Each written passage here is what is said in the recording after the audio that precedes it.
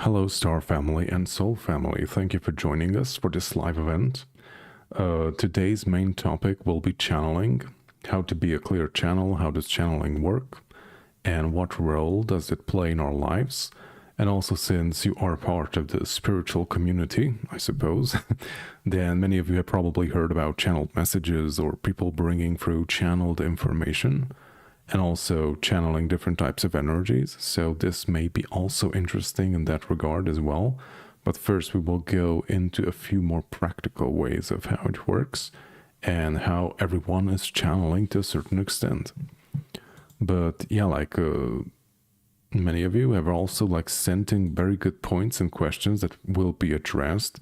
I have also received some very strong points that we'll be going over to give it a bit more structure of how it works and how can you work on it to improve it, basically. And yeah, thank you everyone for joining. I see Jacaranda Marie and Donna as well. Thank you for joining us on this beautiful live event. And first off, we will be going through, by the way, if anyone is watching and you have questions regarding the topic or you just simply want to share something, then please do so. You can do it in the chat box. I have also pinned that question to the top so everyone can see it. But we will be at first going through these points, and I hope that synchronistically, people will be sending in interesting perspectives and questions regarding this. And after we have went through all these, all this stuff, we will be doing a type of channeling exercise together in order to give you a glimpse of how it can work. But basically it's just an exercise. Everyone has its own way of doing it. It is unique to each individual person. There is no, a guaranteed formula. If you do this, maybe it will work for a person, but it may not work for someone else, because we are very much individuals and we function differently, and everyone has their own way of doing things. And this is very much true in the energy, working with energy, bringing through information. This is very unique to each individual. So all that I'm sharing is things that I have learned along the way. I've been starting to do this in 2013, and I did it for a year. I was very much into trance channeling and all that.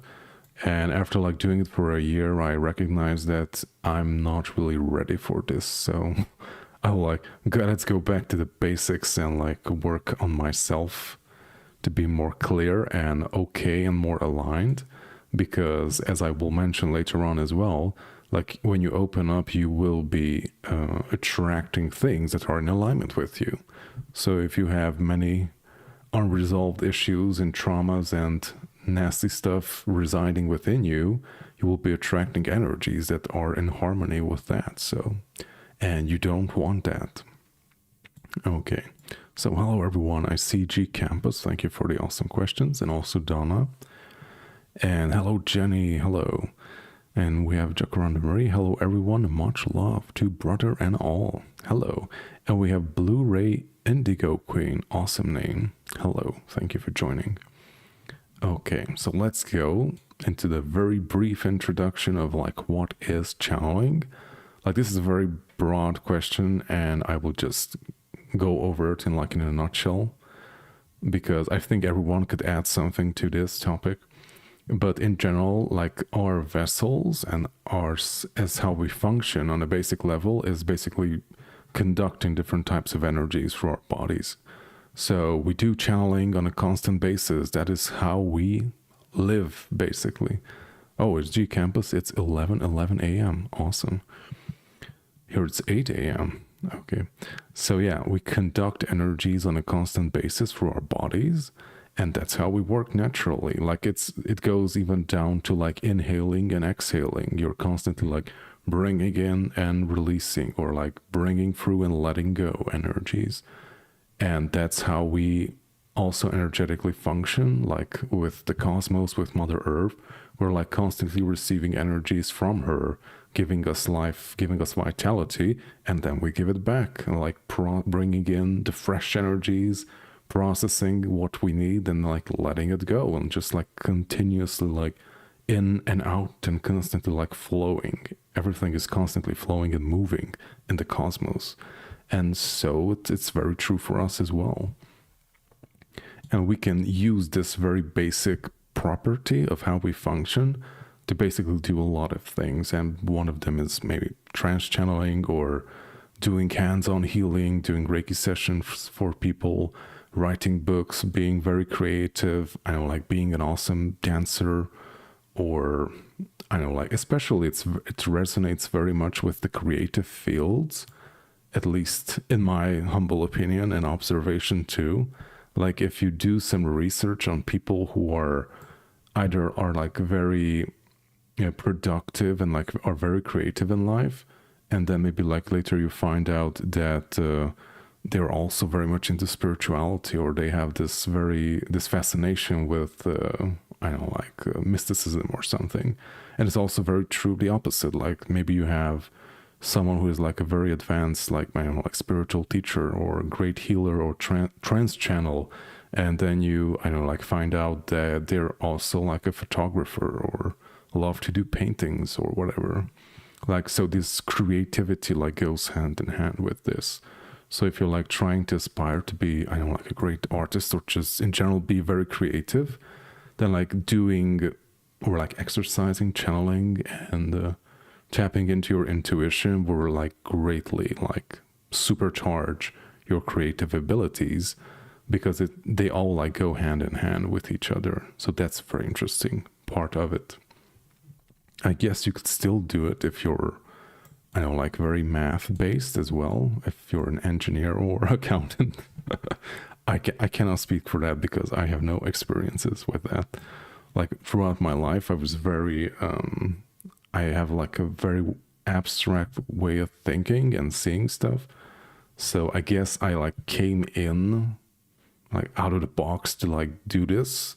I guess it would be much more difficult for a person who is very much like logic based and very much like stuck with the three-dimensional way of seeing things.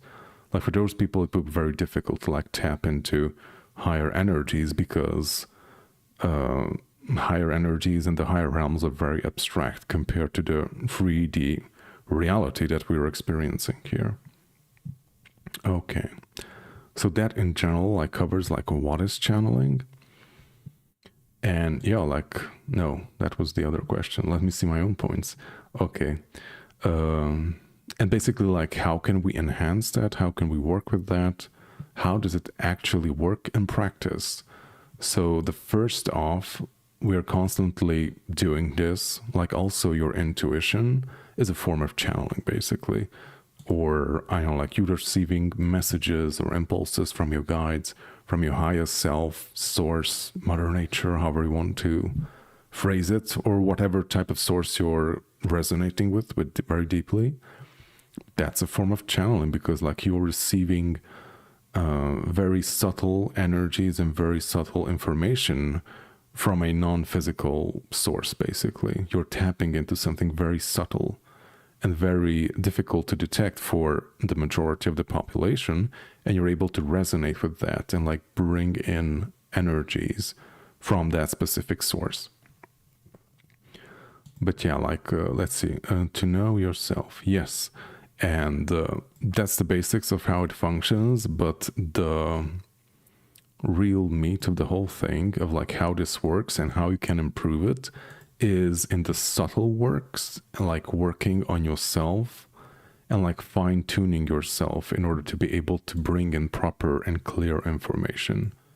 Because the most important thing that you can do, and the first step, is to know yourself, like know who you are, what belief systems you have, what limitations you have, what fears you have, what traumas you had in your life, all the things that bring you joy, all the things that trigger you, and yeah, like basically everything about yourself, because all those things will color the information or energies that you are bringing through channeling.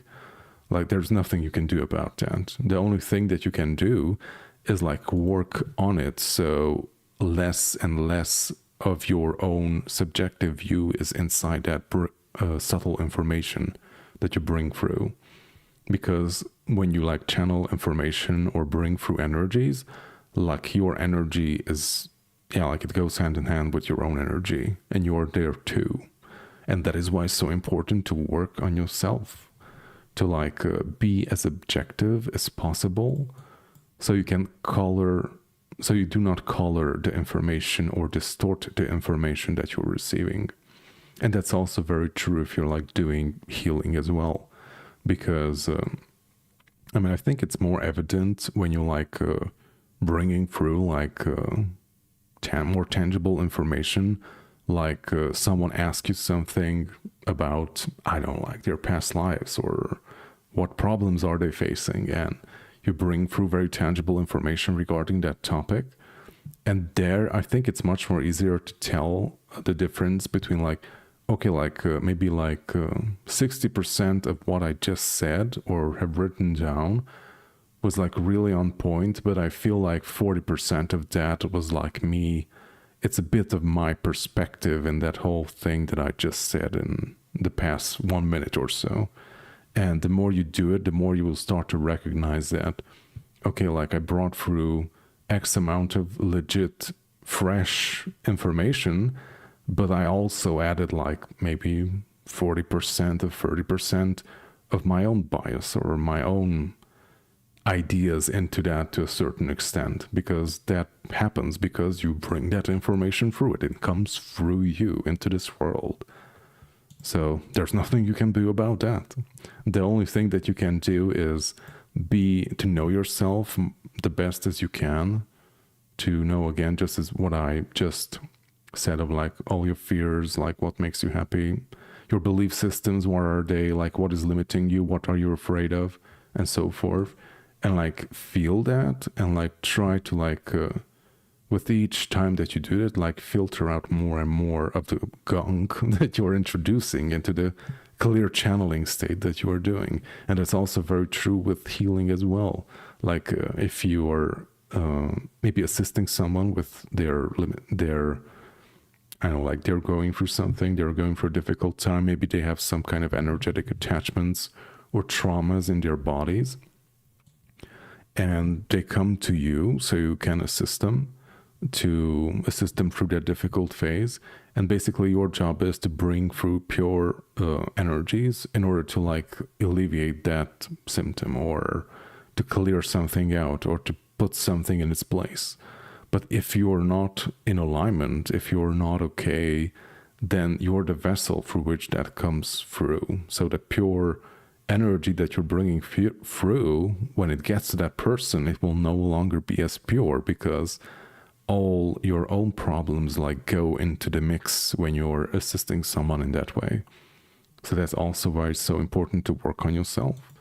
And if you don't, I know, like if you're not in alignment, then like don't do that type of work.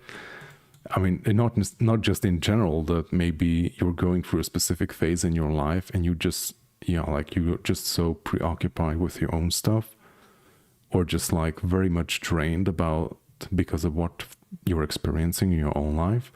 And maybe you just have difficulty like tapping into that pure source and like bringing through that higher information. And my personal recommendation, like if you feel that you're going through that phase and you have difficulty with that, then just, I don't know, like postpone sessions or something. That's what I do usually. So, okay. So I see we have some questions too. Very cool.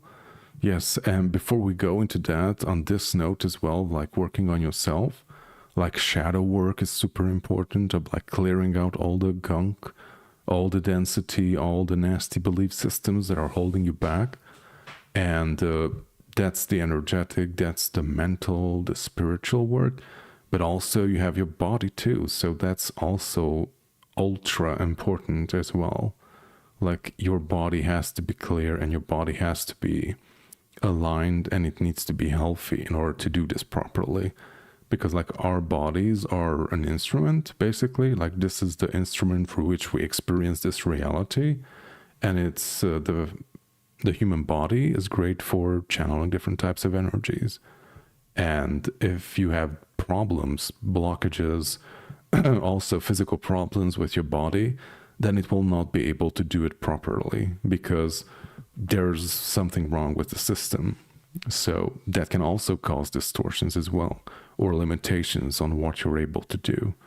It's also like very similar to maybe you have a car and you like want to go 100 miles an hour and your car can't do that. And when you like stop the car and like see what's the problem, like open up the deck and like see that the engine is like full of gunk and like debris and certain parts are missing or are bad. And you're like, oh, like that's why it doesn't work.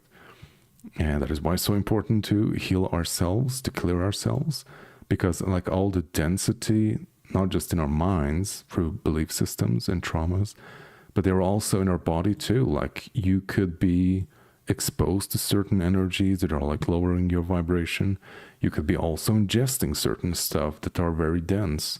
For example, heavy metals, like they're not the friend of our physical body, and they can keep you in a very low vibration. And also if they accumulate in the body, that's also very dangerous too. So it's not good for you. And sadly, we have more and more in everything. So have to be aware of that too as well.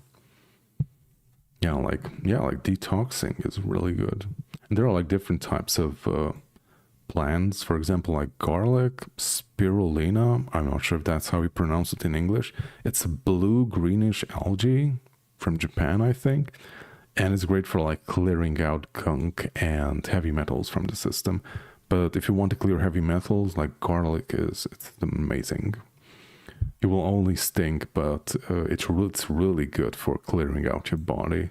Like I've read some articles, I know like some scientists did some tests comparing garlic to pharmaceuticals, because you have pharmaceuticals for clearing the body too of heavy metals. And the garlic is just as effective as, like those chemicals. And the only drawback of and the side effect of garlic is that your breath is going to be bad.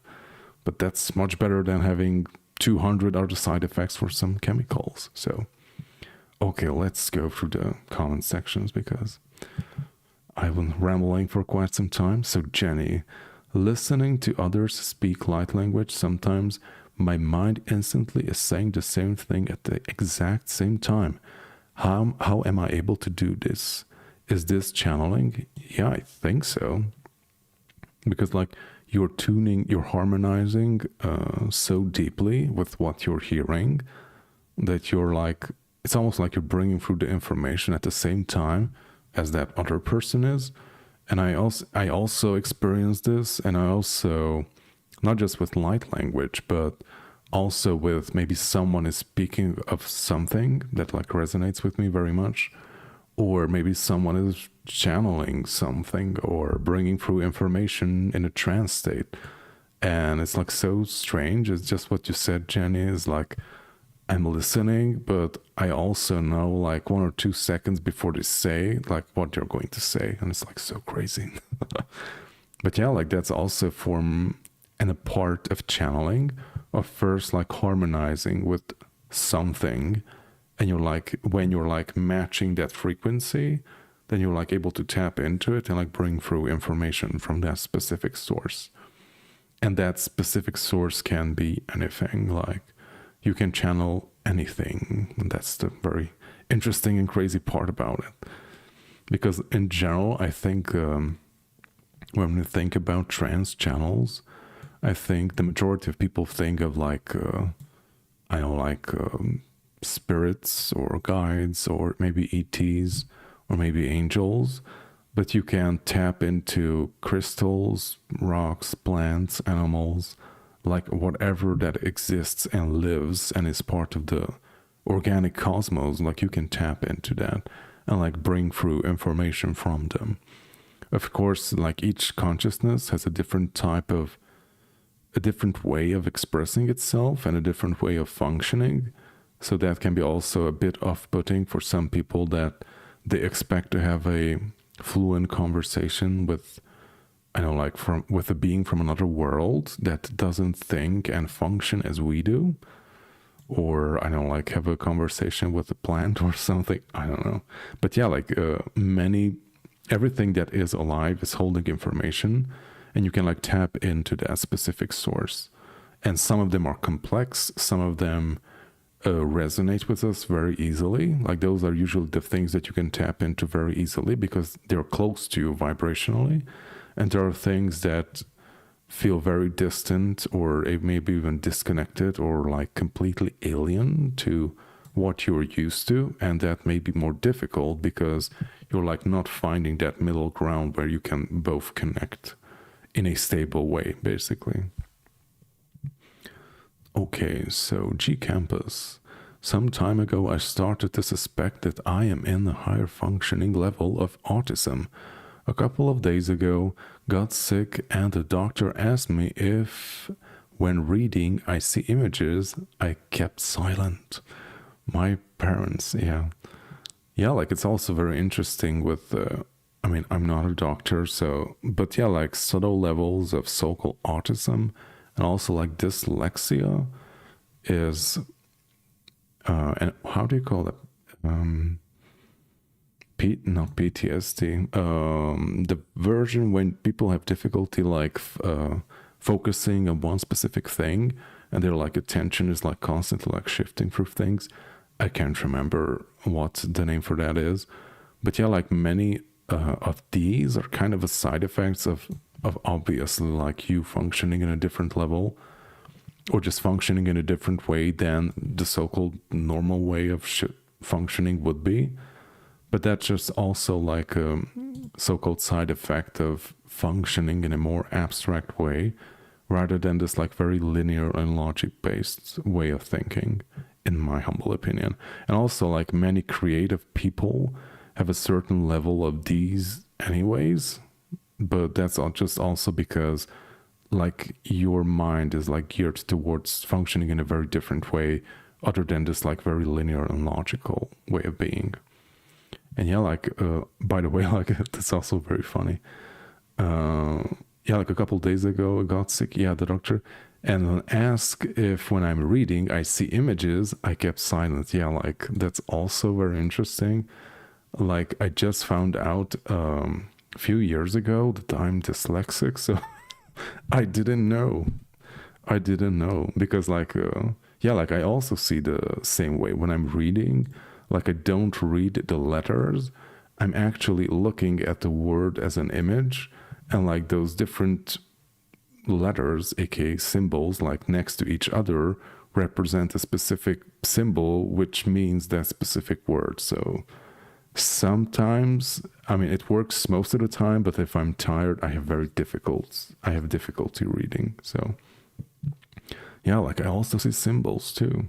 But yeah, like it's also very interesting. I'm not sure. I think Jenny was the one who shared this. Like that's a much more advanced way of reading or seeing things.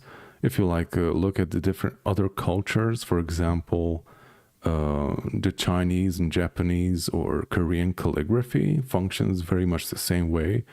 Or like going back to the hieroglyphs of ancient Egypt, like they were using symbols to convey and to communicate basically, because like these written words are like super limited and very linear, but like symbols have different ways of interpreting them, and it's also a far more complex way of communication.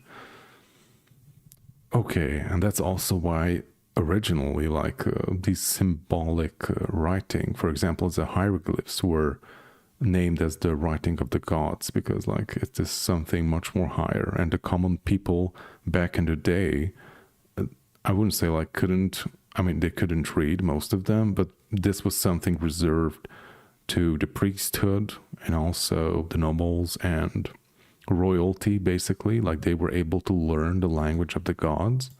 And as far as I know, like common people, like they had something similar to our alphabetic system that we use right now. But yeah, like if you're seeing images instead of words, that's very exciting.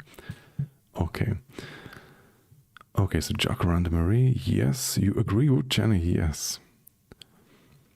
Okay, we have Cool Deep. Hello, Cool Deep. Thank you for joining. Good morning to all. Good evening, people on the other side of the world. Yes, you're from Canada and starting to be pretty late, and not that late around here, but yeah. Yeah, and we have Mary. Hello, thank you. Thank you for sharing. I will be listening to your video on the replay, but I wanted to send my energy and gratitude forward. Thank you very much. Okay, let's see. I'm having difficulty scrolling down.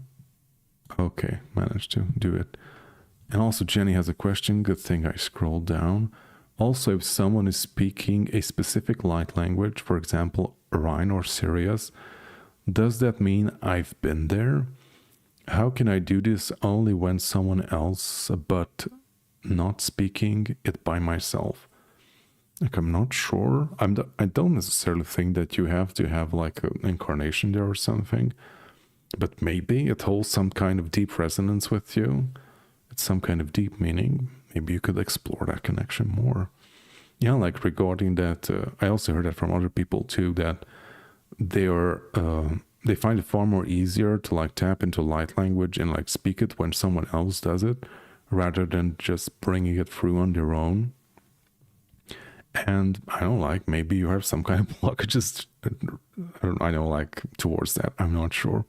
Maybe you could try experimenting with that. Or you just simply don't need to or don't want to speak light language. It's perfectly fine.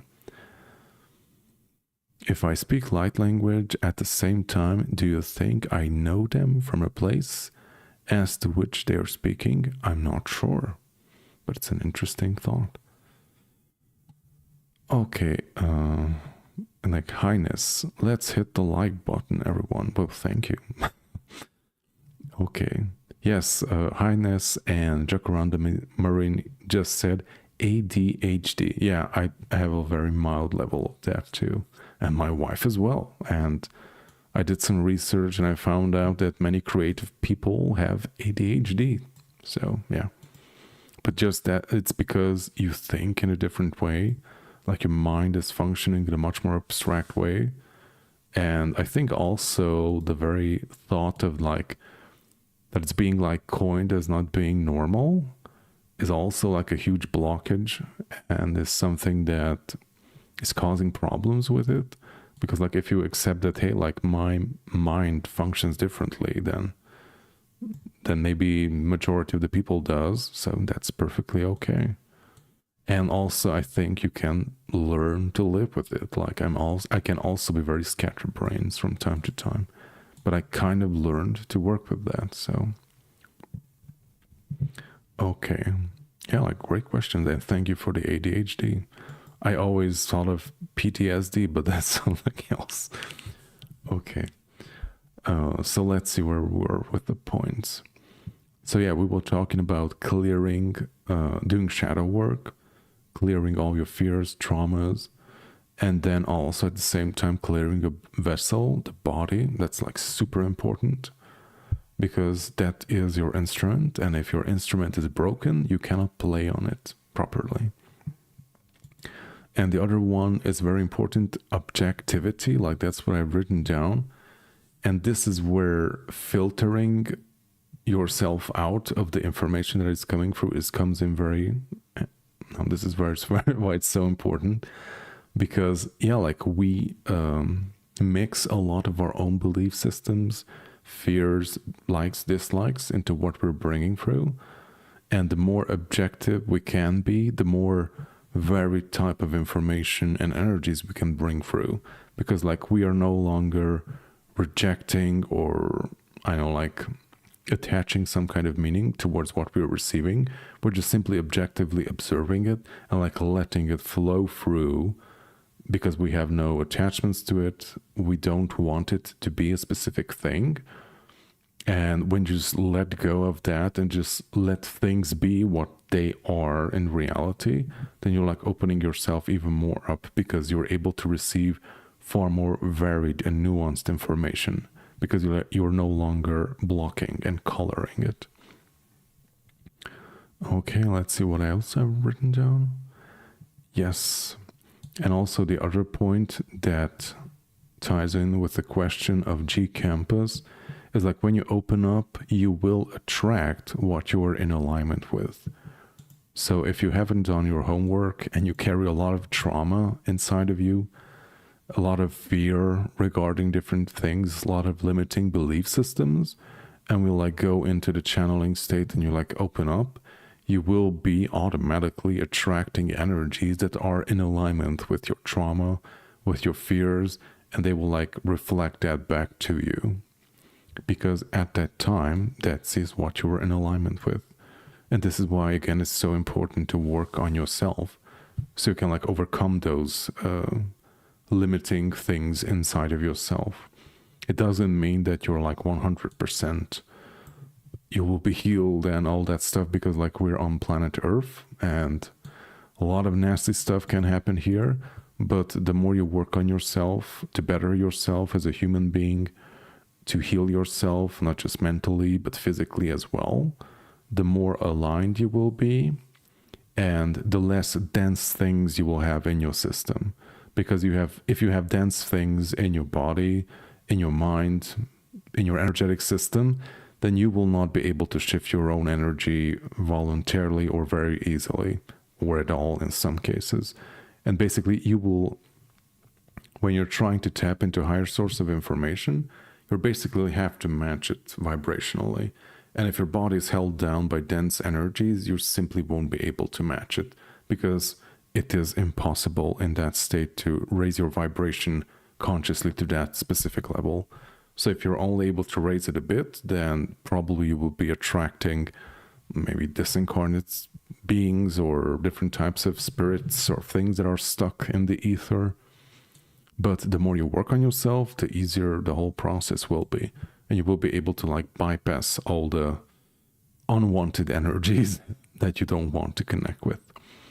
But also I have a very controversial opinion on that as well, especially when you like start out on your spiritual journey, like many unpleasant energies may come through.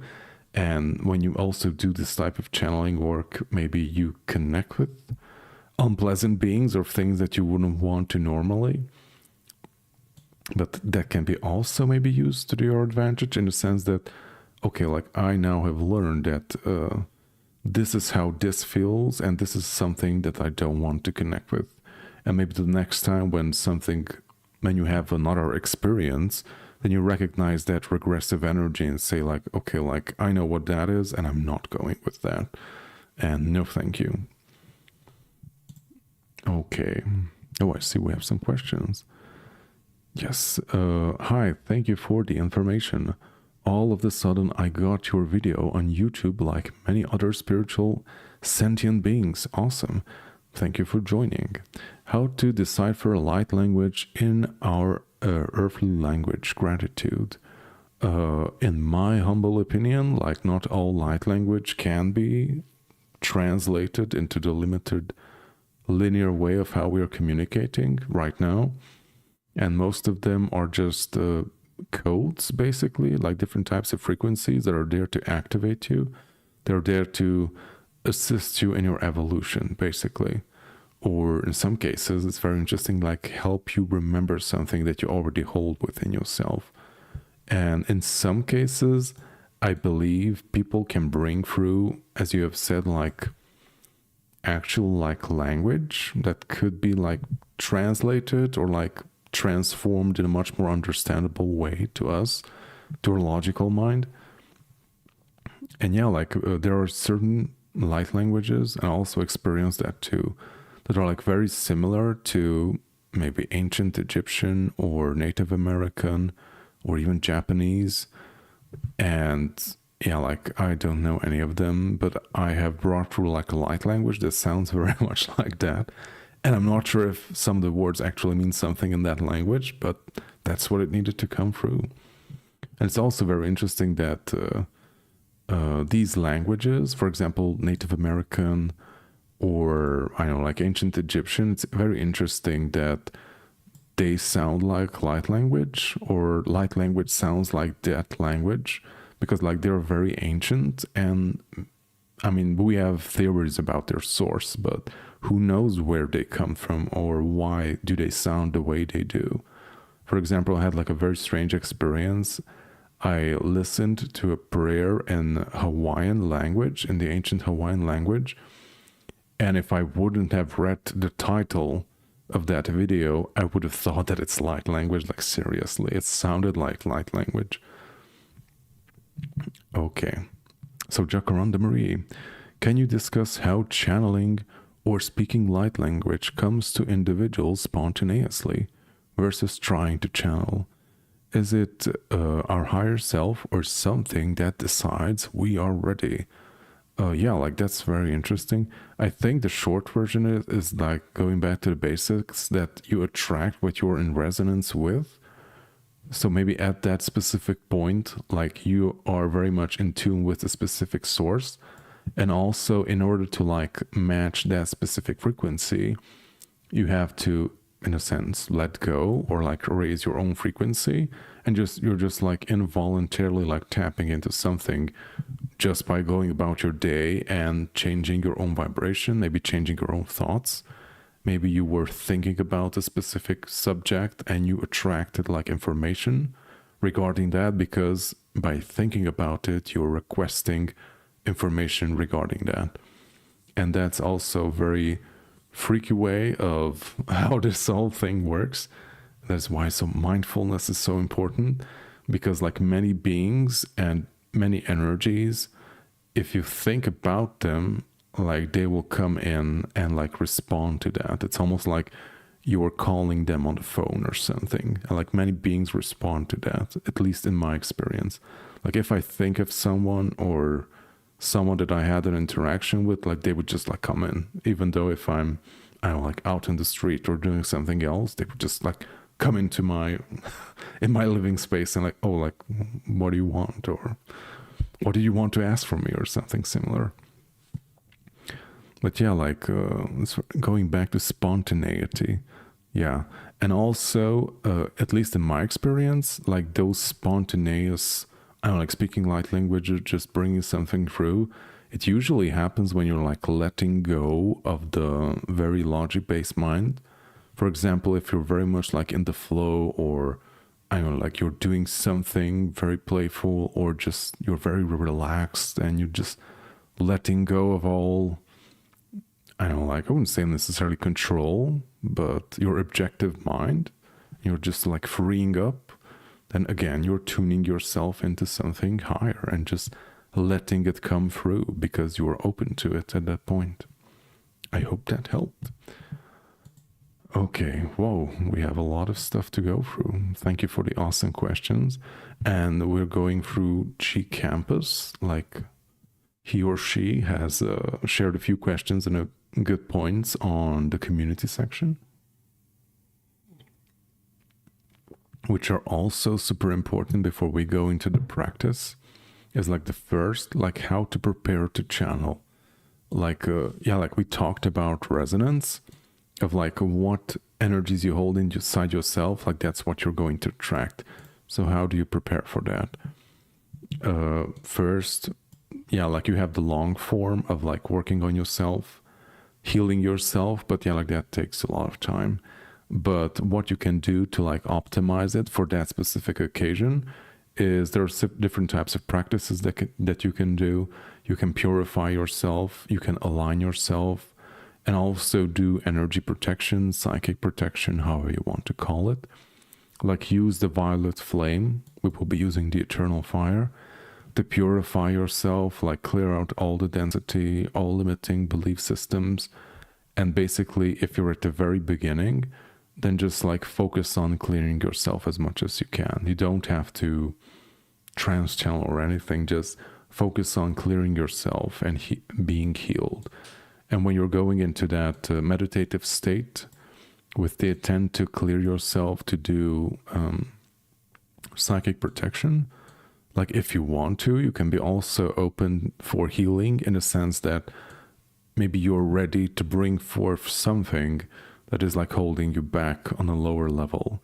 Maybe you've experienced something 20 years ago and you're carrying that trauma inside your body, or it has defined your personality to a certain extent, and you let that thing come forth so you can process it and let it go.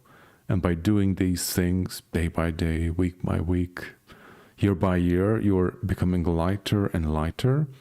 So you can voluntarily and easily shift your own energy up and down however you want to, basically. Because if you carry a lot of this baggage with you, then you will not be able to raise your vibration. Okay, that is how we prepare, like create a sacred space around you. Feel yourself safe, like we will be also doing the practice.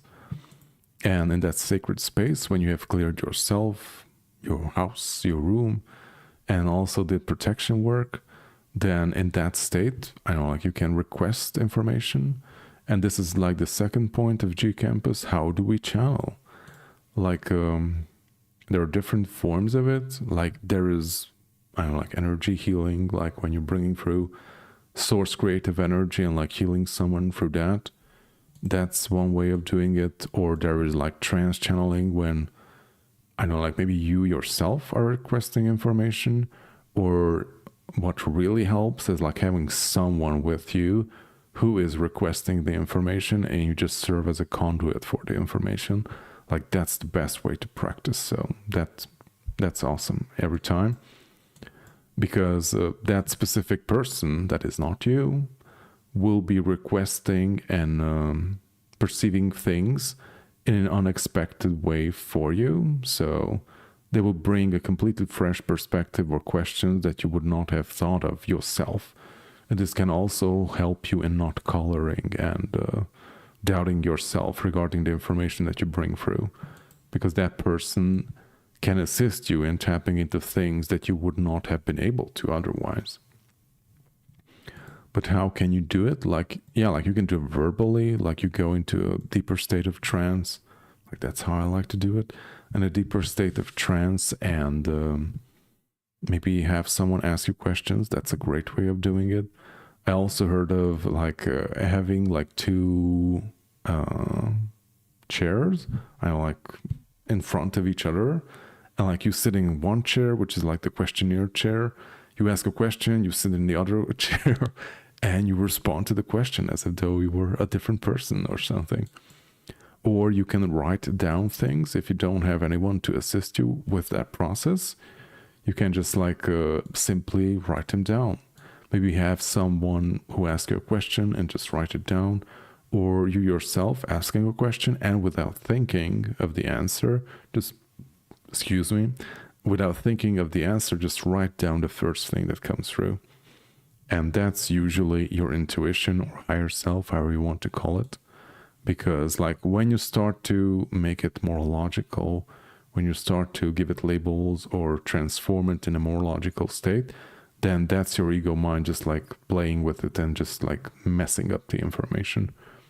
So always when you're, like when you're asking questions and you bring through information, like always go with the first impulse, because like that's usually it. That's it. Okay, let's go to the other point. And this was Donna's question. How can I open up more to channeling and sharing? Yeah, like by practicing, like that's the best way of doing it. And I guess you will learn throughout your life. Because like even for me, I think I've been doing it very much actively for 4 years now. And yeah, like it's different each time. Like each session is a bit different because I learn something new with each one, or I also adjust with each one. And I also learn a lot more about myself, about like where do I come into the mix, and like how can I remove myself much more efficiently. And if you're very, I wouldn't say like critical of yourself, but you're like very objective about how you do it, and you're observing yourself without any subjectivity, and you like recognize after a time that, oh, like I just colored that a bit, like when I spoke that specific sentence, some of it was not very in alignment with what I have supposed to be saying or something like that. And the more you refine yourself, the better it will be, basically. But yeah, like just in general, I think work with your intuition and like that's basically also a form of channeling. And the more healed and clear you are, the easier that bringing through information will be, basically.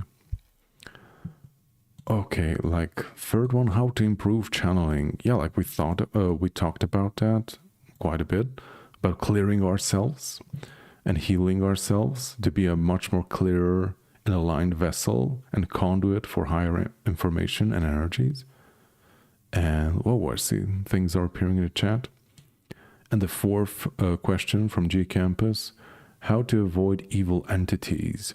Yes, like this is where fine-tuning yourself comes in. Like what you are, that's what you're going to attract. So we talked about this quite a bit. And also, that's the long form of like healing yourself, clearing yourself. Like that's the long-term goal. Because the higher you are vibrationally on a standard basis, you will not be, I wouldn't say you will not be able to connect with them, because you can choose to do that, but simply you will just like easily bypass that specific dense sphere that is surrounding the earth. You're like, okay, like I don't have to bother with them anymore. I can just push through and like aim to a higher source of energy or information. And also there will be less interference, because what you're doing and how high you're raising your own vibration will be beyond what they're able to comprehend or interfere with, basically.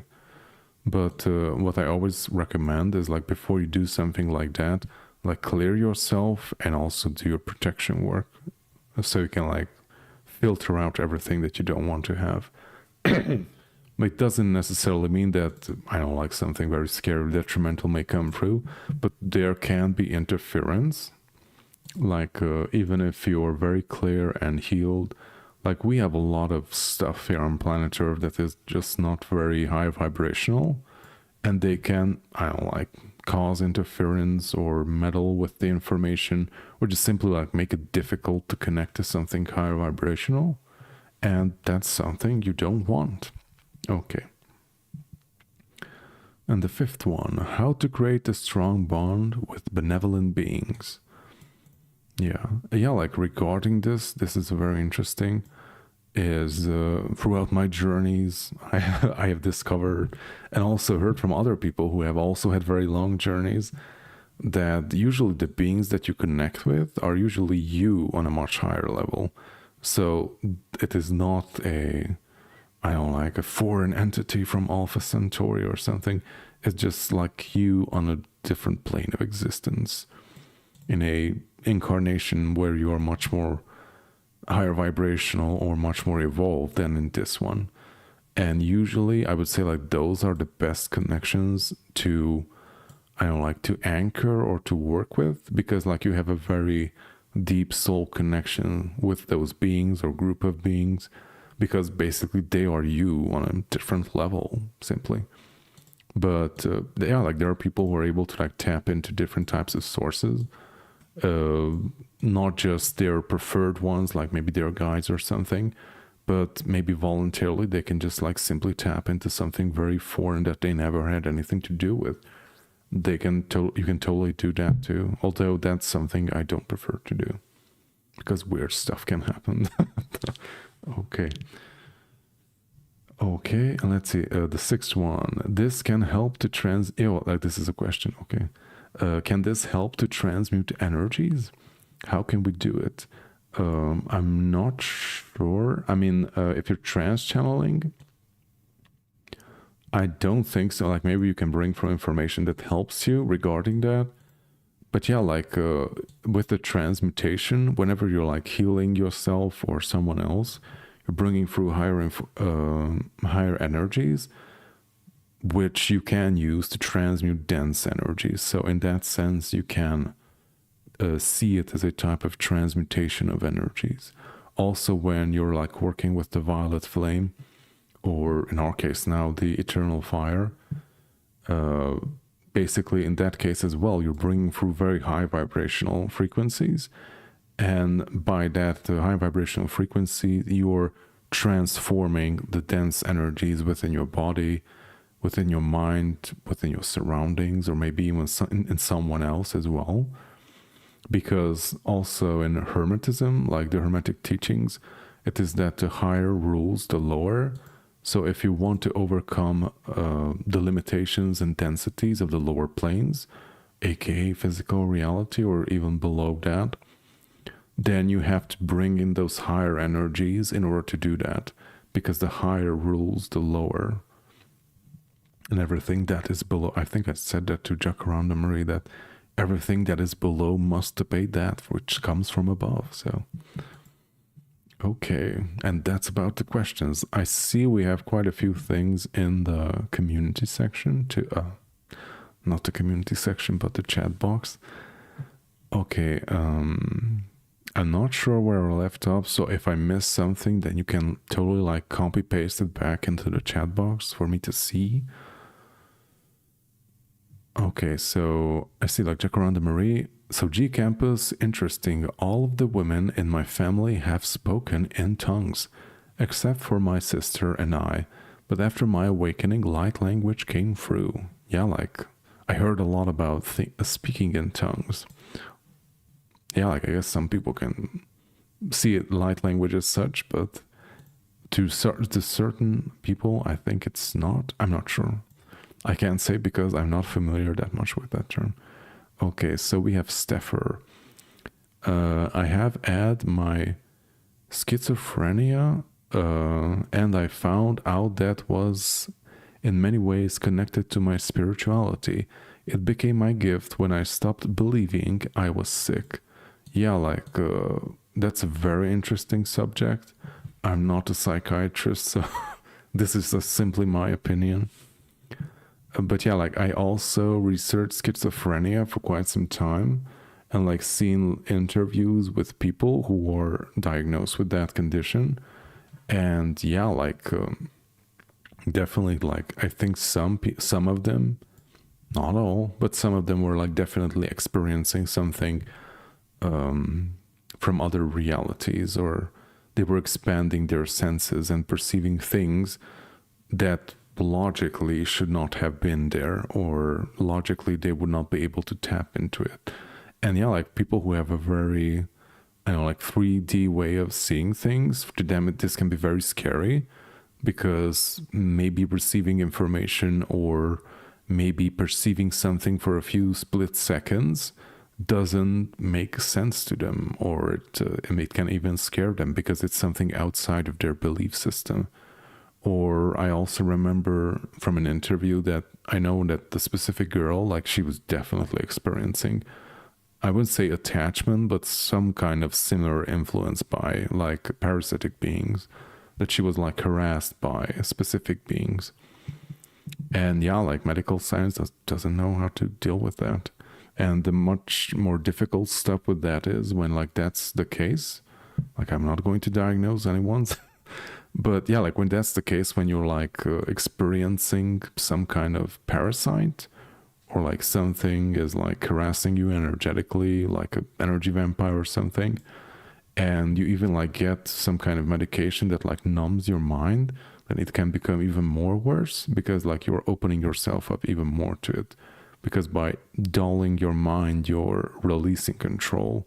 And the more you release control, the more you can let other things control you or influence you. Okay.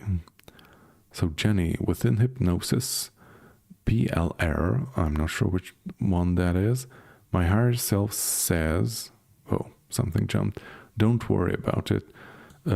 If I needed this information, I would know where to find it. I don't need it now. This makes no sense to me. I'm busy in this life.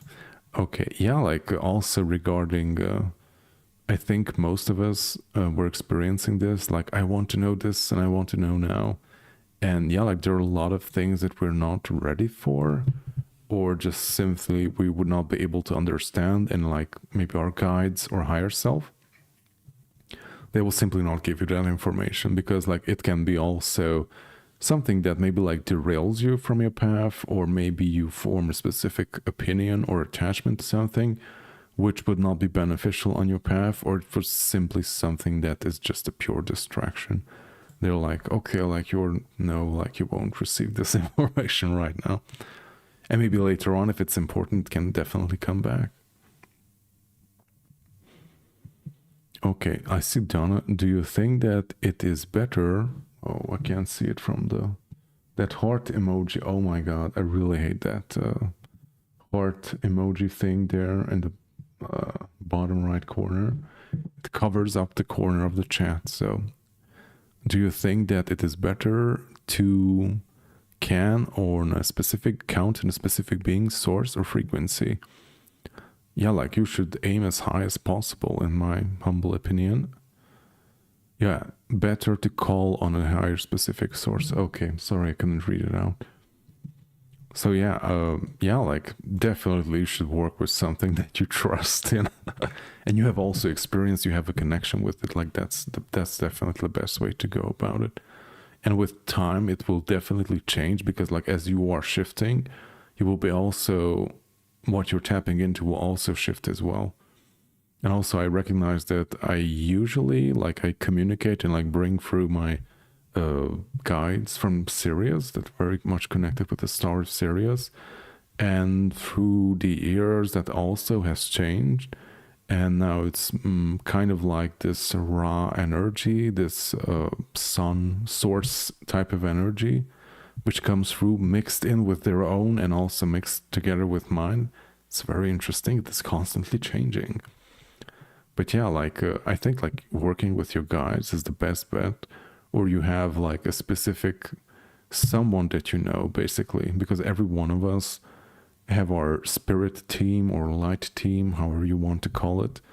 And yeah, like working with them and asking assistance from them is the best way to do it, because like that's something that you know, that's something that you can trust. And when you're like working with that type of energy that also assists with like releasing control, releasing blockages, because you feel safe, you know what you're working with, and you know that everything is perfectly fine, and you are in alignment with what you need to bring through or what you need to do.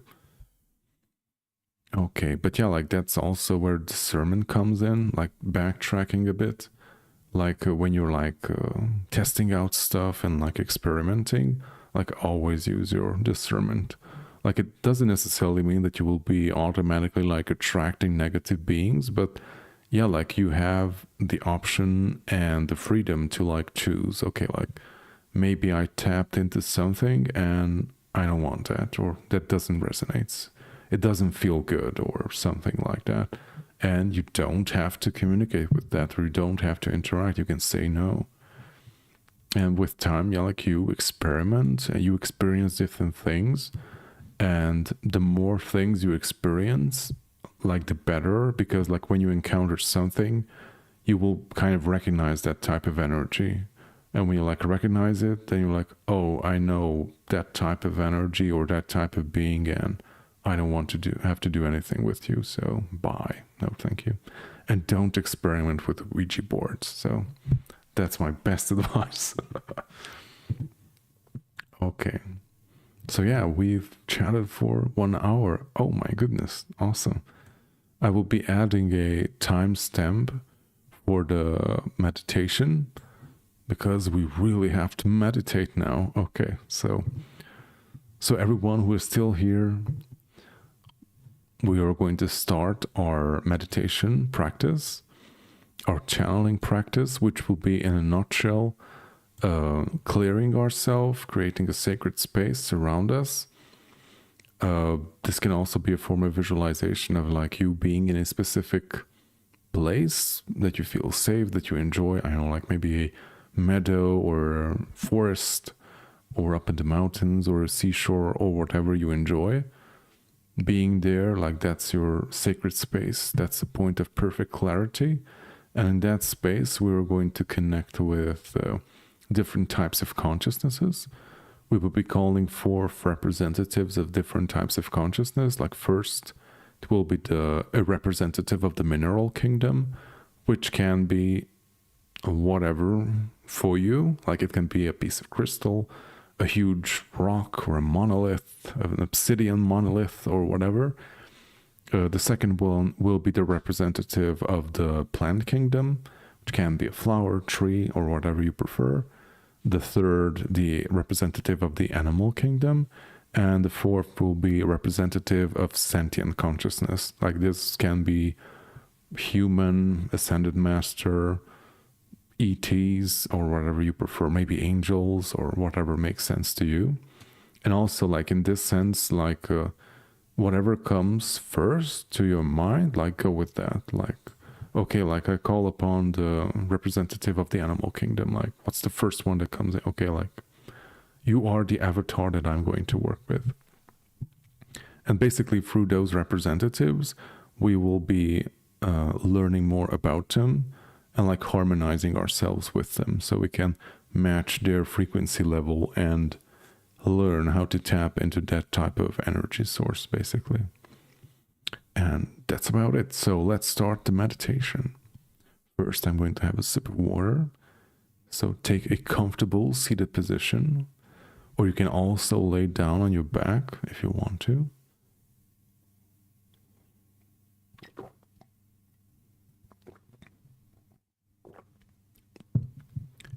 Okay, and first we will start with taking deep breaths in and out through the inhaling through the nose and exhaling through the mouth. And we have Karamanina. Hello, thank you for joining. Okay, so let's start with taking deep breaths in through the nose and out through the mouth.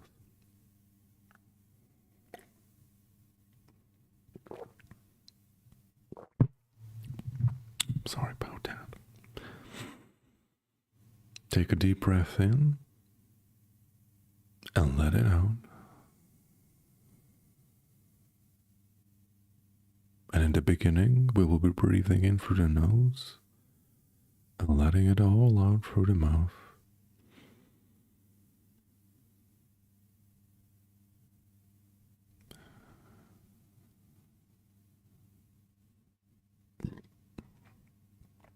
And as you're breathing in and out, you're letting go of all the tension and busyness from your body and mind.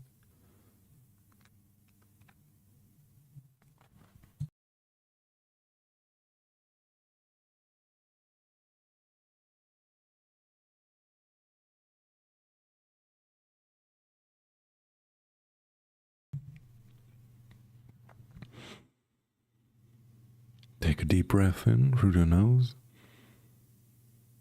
and let it out through the mouth.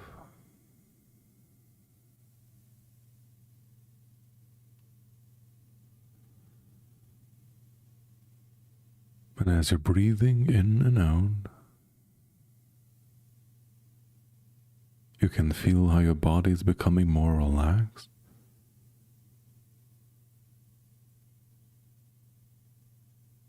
All the tension and busyness is flowing out of your body.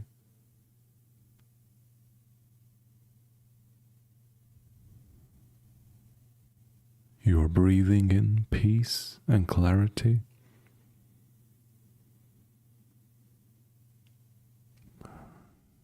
And letting out all the tension.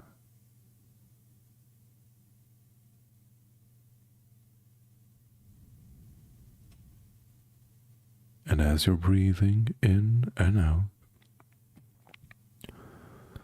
your body is slowing down.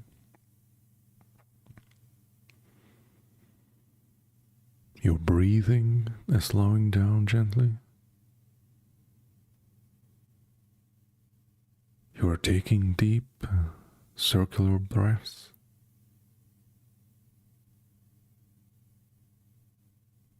Also, your heart rate is slowing down gently because your body is becoming more relaxed.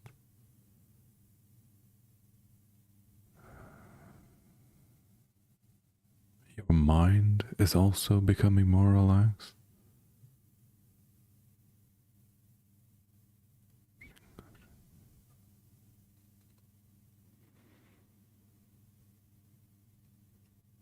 And if any tension may arise in your body,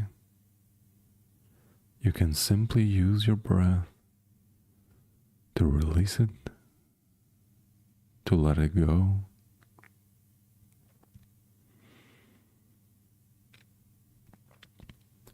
Simply by breathing in and letting it all out.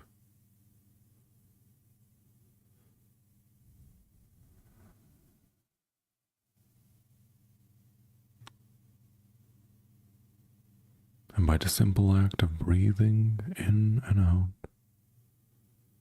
you're becoming more relaxed.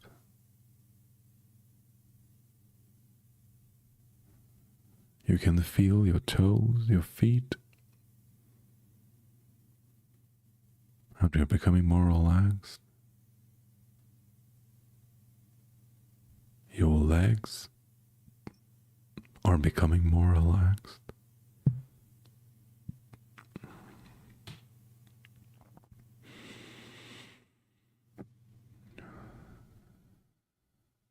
Your fingers, your hand is becoming more relaxed. Release all tension and relax your arms and shoulders.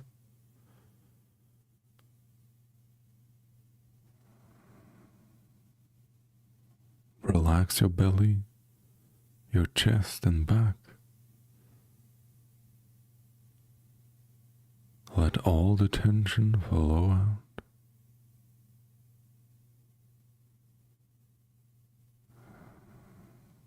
Let it all go.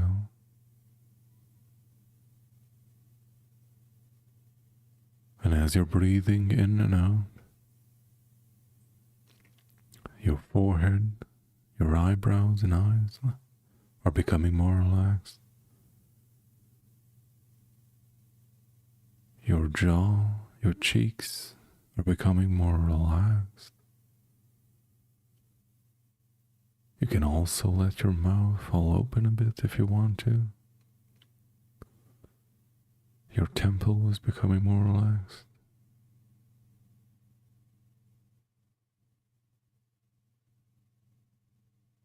And you're letting go, you're letting out all the tension. As you're breathing in and out,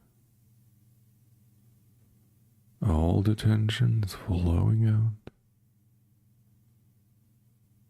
Let it go, let it flow. Because we're going into a deep and pleasant state of relaxation.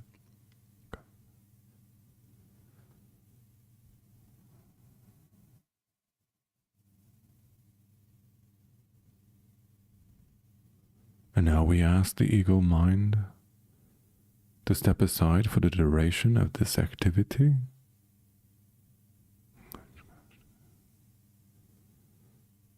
We greatly value the perspective of the ego mind and ask it to step aside and to merely be the observer for what is about to happen is of great benefit to all.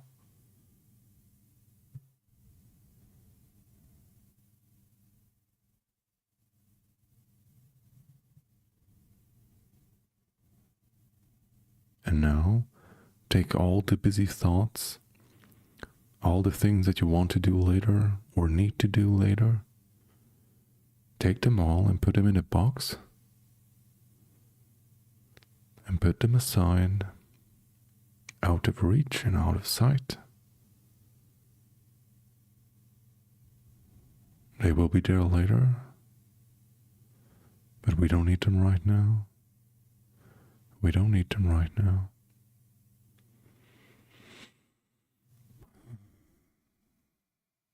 Because we're going into a pleasant and deep state of relaxation, a state of clarity and transformation.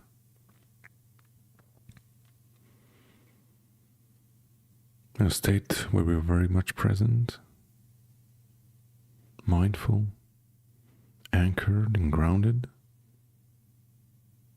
but also at the same time open to new realities and possibilities, ready to expand our senses so we can experience and perceive more of what is without any labels or judgment.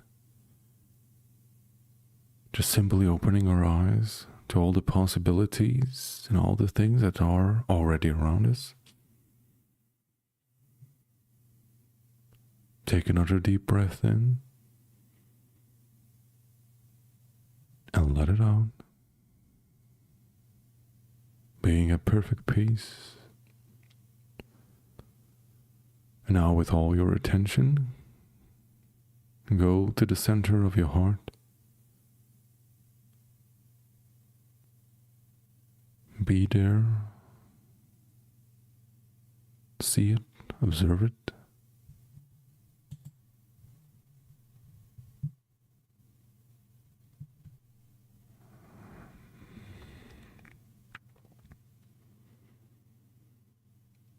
And as you are in your heart center, see a beautiful spark of fire,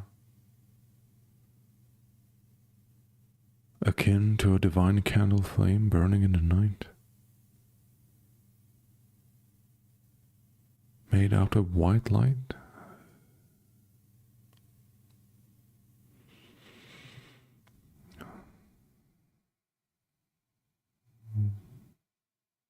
This is the eternal fire, the part of you that is giving you life in this form and the next. The part of you that is moving from one life to the other. The part of you that can never cease to exist.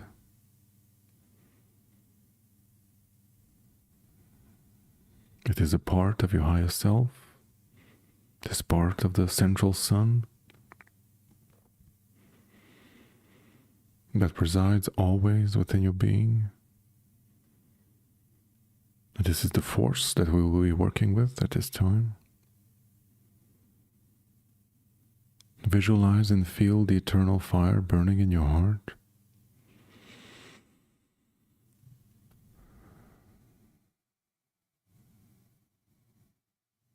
It is illuminating everything inside of you, around you.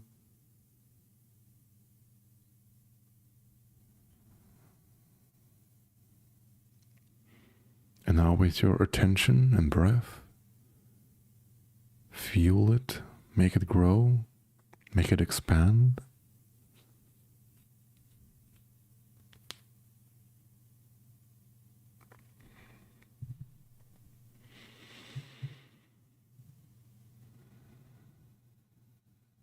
And now we ask the eternal fire to come forth from the flower of life, to come forth from the depths of our soul, from our heart, and flow through all our body. Visualize and feel how the beautiful white fire is coming forth from your heart center, flowing through all parts of your body.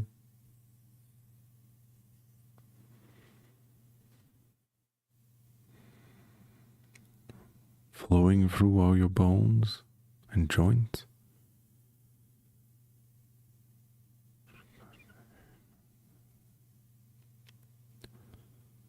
Flowing through all the muscles.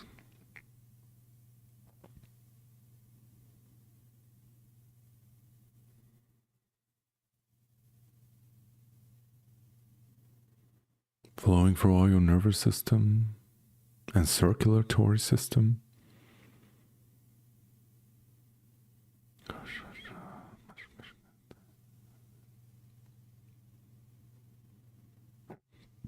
Flowing through all your organs and all soft tissues.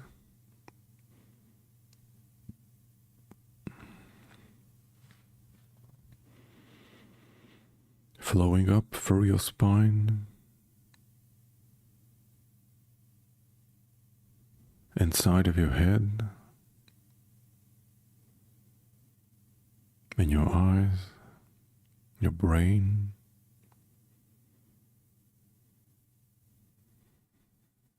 and all parts of your body. Visualize and feel how the eternal fire is burning in each cell and fiber of your being, crystallizing the water within your body, raising your vibration, opening you up to more possibilities so you can shift and move in a much more freer way.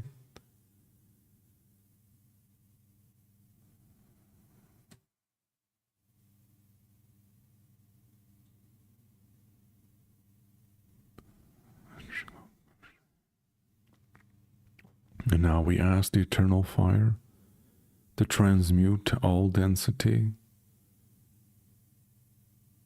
fear and doubt, to transmute all limiting belief systems, everything that is holding us back.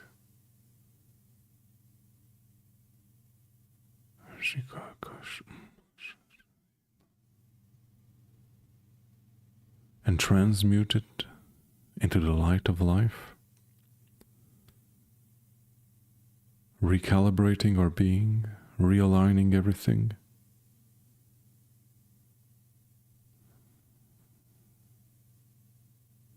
See how it flows through all your energy centers, through all pathways. Now also expanding beyond the limitations of your physical body. The eternal fire is coming forth, flowing forth from your heart and expanding also around you.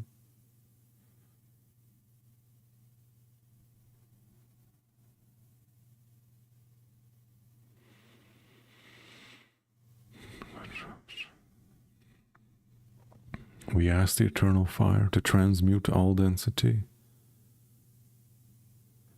fear, doubt, all limiting belief systems, everything that is holding us back in your lower vibration. Transform it into the light of life, into source creative energy, so we may rise in vibration, so we may heal and be whole again.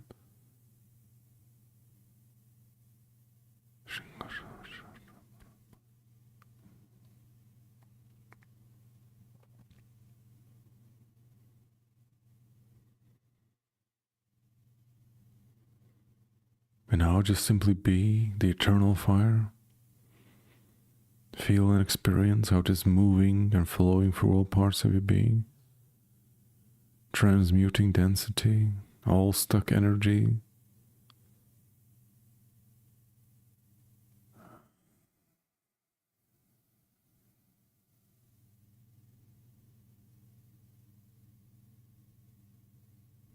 And now, if your imagination will guide you, go to different parts of your body which may hold dense pockets of energy or blockages.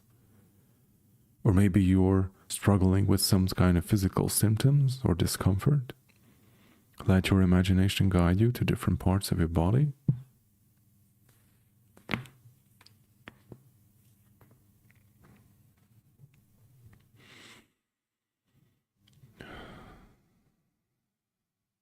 And now we ask the eternal fire to transmute all this density,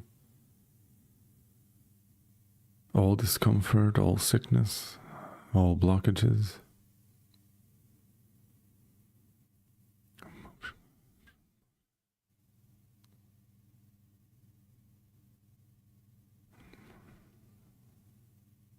Transmute them into the light of life.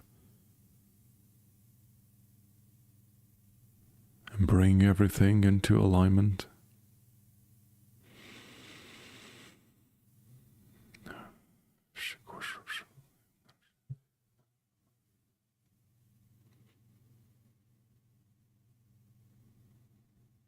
And now see the eternal fire flowing through these parts of your being,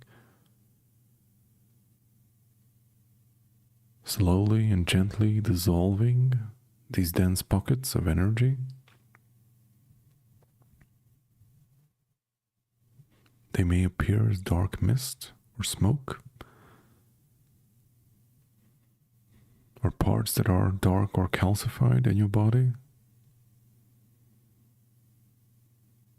We ask the eternal fire to flow through all these parts and dissolve and transmute all density.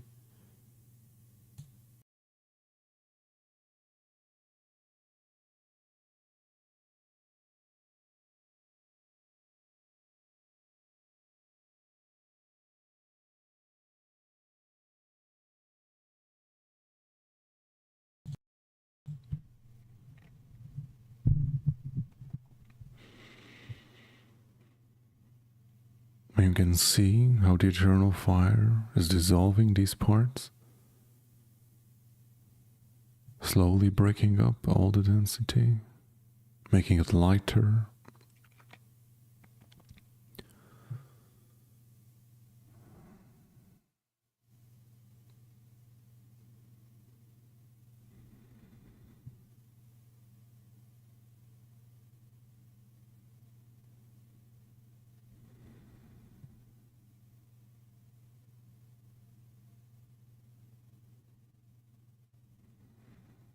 And all these dense parts are being transformed into white light.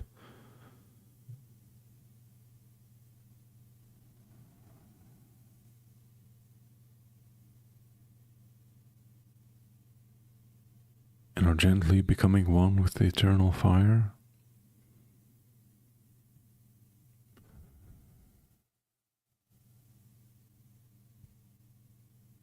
Flowing on, moving on.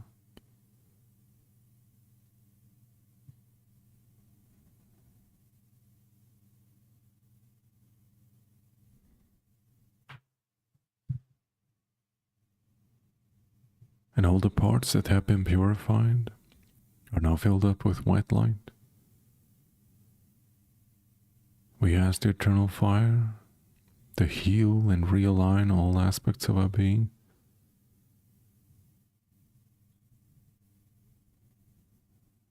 To make us fully integrated and perfectly aligned.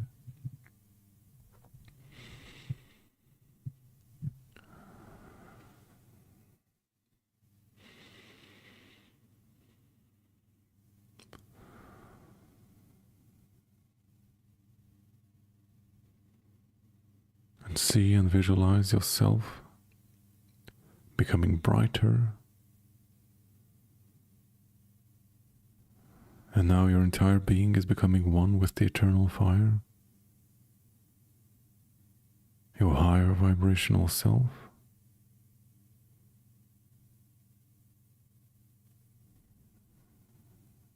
And you are at the proper frequency band in order to receive proper information, clear information, bypassing all density.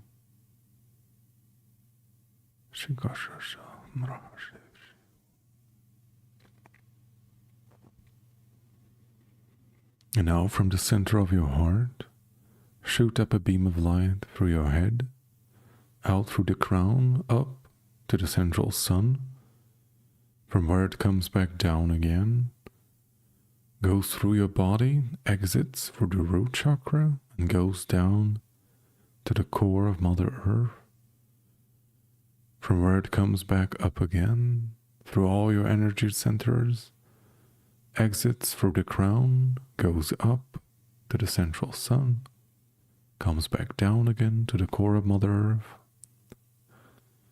Create this continuous up and forth movement, up and down, between the central sun and the core of Mother Earth, and you being in the perfect middle of this pillar of fire. Your heart center is at the exact middle of this pillar of fire, connecting heaven and earth.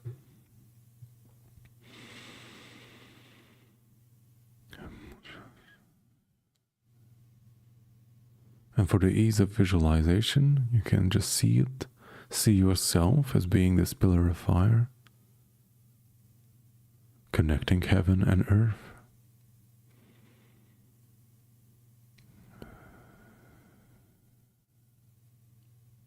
You're connecting the Heavenly Father with the Earth Mother, connecting the divine masculine with the divine feminine within you, balancing the two poles within,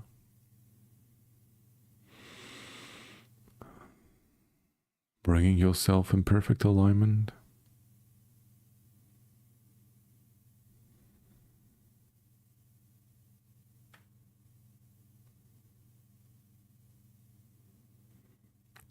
And now we ask the 7 archangels, Archangel Michael, Uriel, Raphael, Sandalphon, Metatron, Gabriel, and Azrael, to guide and assist us in this transformation, to hold space, to protect us,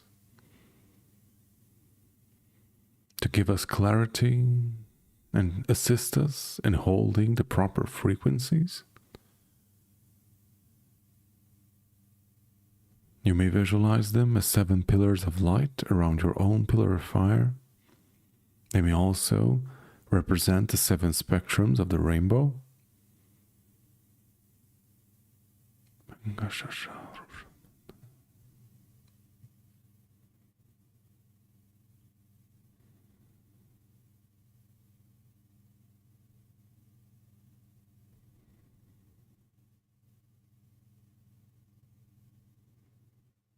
Now we are at the proper frequency in order to move forward.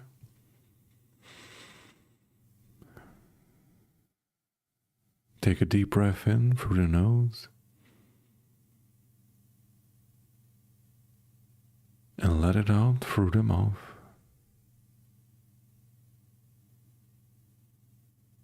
And now visualize yourself being at the place of perfect peace,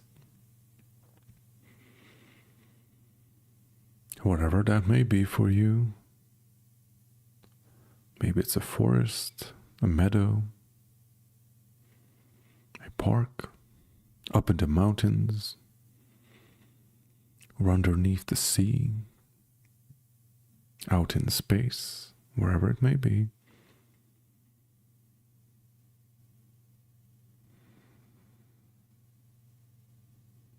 Visualize and feel yourself being at that place of perfect peace, where everything is in perfect alignment, and you are ready to receive perfect and clear information. Now feel yourself being at that place. Look down, up. See where you're standing at. Feel the ground underneath your feet, or if you're sitting down underneath yourself.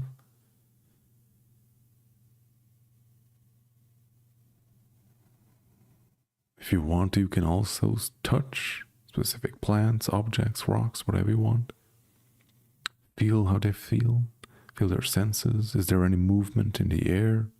Is it cold? Is it warm?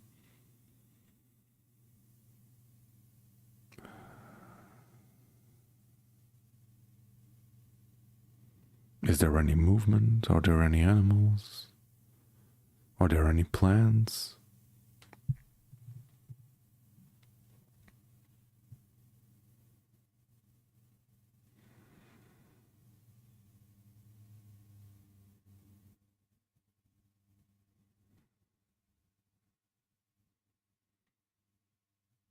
Now that you have experienced what is it like to be in this place of perfect peace, still being this pillar of fire that is connecting heaven and earth, call forth a representative of the mineral kingdom.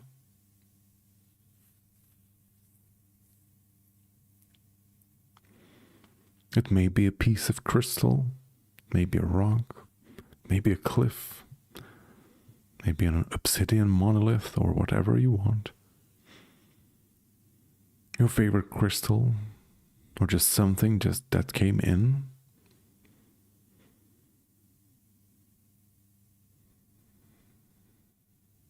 And now, be in front of this representative of the mineral kingdom.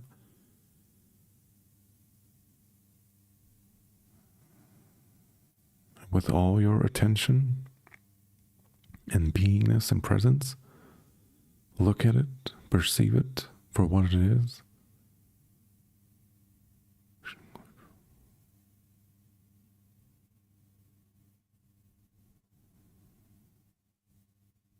And with your attention, go inside of the crystal or rock. With all your being, go in to the crystal and merge with it.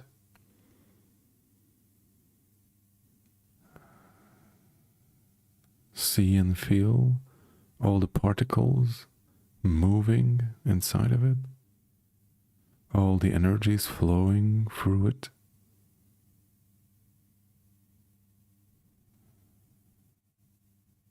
See how all the molecules are bound together, how they're holding this solid structure,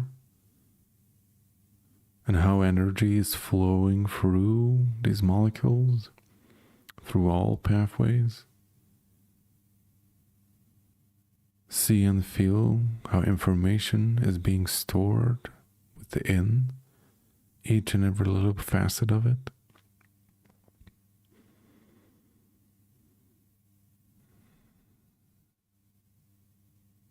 Feel what it is like to be that crystal. Is it cold? It is warm.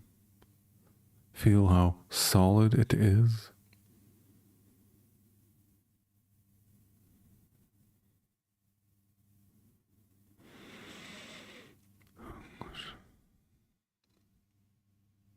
And simply perceive and feel how energy is flowing through it.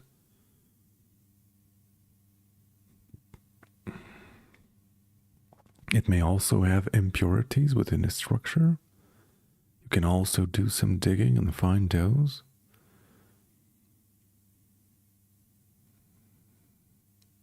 See, what does that look like? What does it feel like? How does that hindering the flow, or how is it assisting the flow? Did its structure mold with different elements throughout its formation, or it is simply a pure crystal? If it has different types of elements in it, go and find them.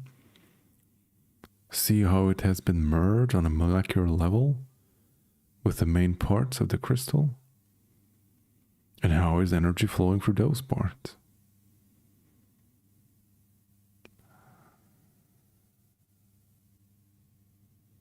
And if you have this merged hybrid crystal, then simply observe how the pure parts and how the merged parts are flowing together, how our energies are interacting with each other, what kind of properties do each have? Do they feel different? Do they look different? How does energy flow through them? Does it flow differently? It may be very subtle shifts, but you can observe them and you can see them if you want to.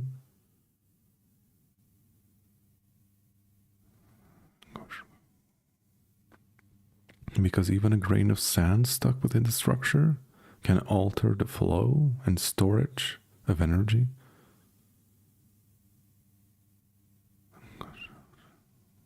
And even if the crystal may look very simple from the outside, it has many things happening within, many complex structures, binding themselves together, molding together, for the purpose of conducting energy better, differently, finding new ways of doing it, and also finding new ways of storing information.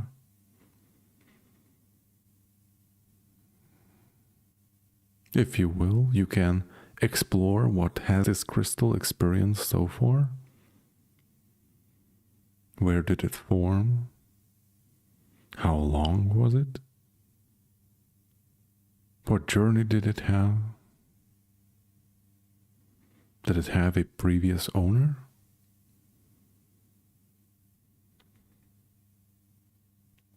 Are there any messages or stored events or experiences within the crystal?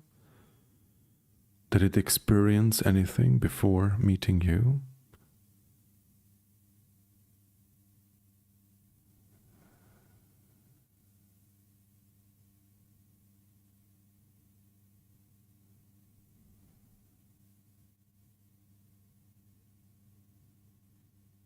now that you have experienced what is it like to be a crystal or representative of the mineral kingdom, now you may retract to a being the pillar of light and the place of perfect peace, while also still having the representative in front of you. Integrate back from the crystal back to yourself.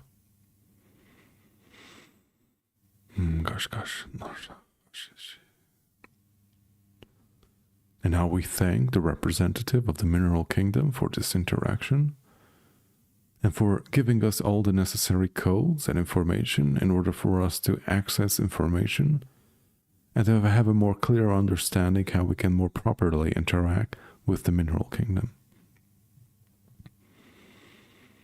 We thank you and go with peace.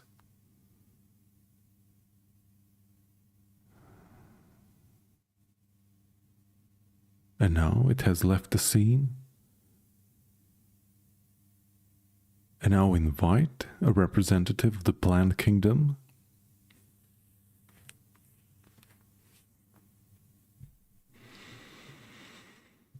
It may be a flower, a plant in a pot, or a huge tree, or a bonsai, whatever you want, or some seaweed.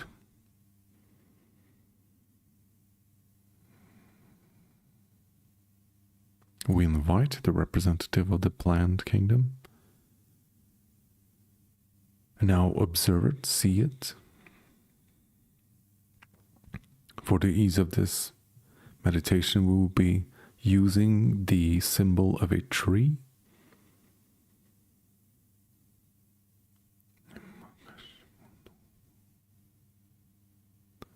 Now observe that tree. See how it is growing out of the ground, how it is stretching up towards the sky, how all its branches are reaching towards the sky, how its leaves are moving, how it is breathing, and also in some cases how it is growing.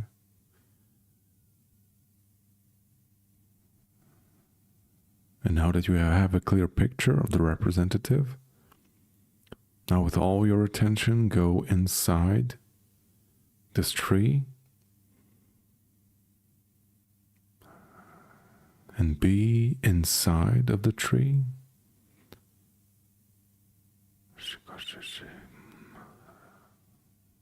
And now feel what it is like to be inside. Feel all the fibers making up its trunk. How strong it is, yet flexible. How enduring it is, yet also fragile to certain elements.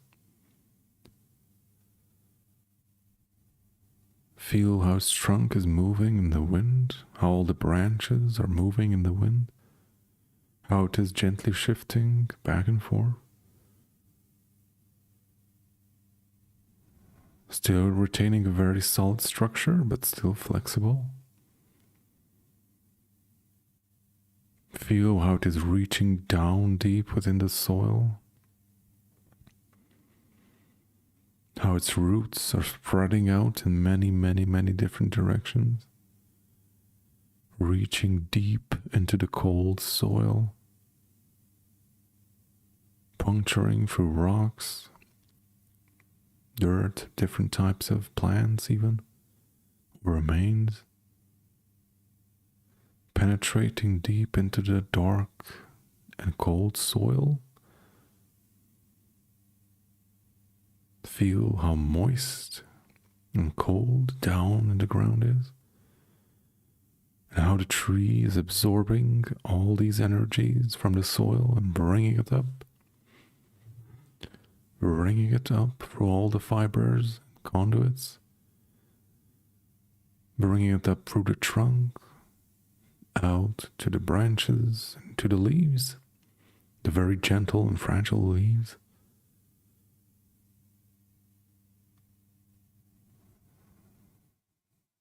And feel how that energy is being processed in the leaves. Feel the warmth of the sun grazing the leaves.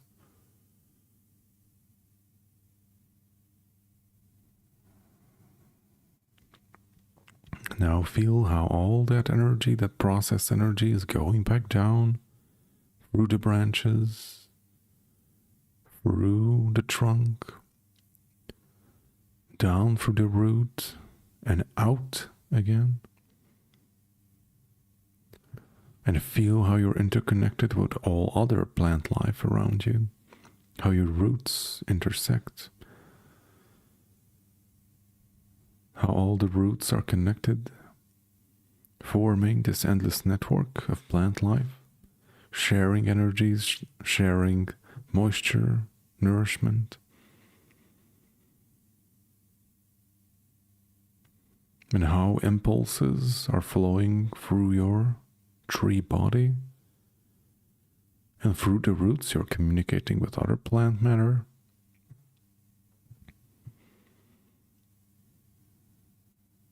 Communicating with all the fungus down in the soil, all the networks and all energy pathways that are in the soil.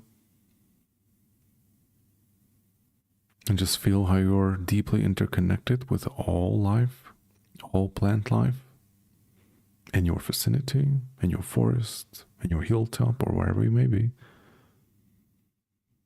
You're all interconnected, and you're all depending on each other. You're all holding each other up. You're sharing moisture, nourishment, energies, experiences.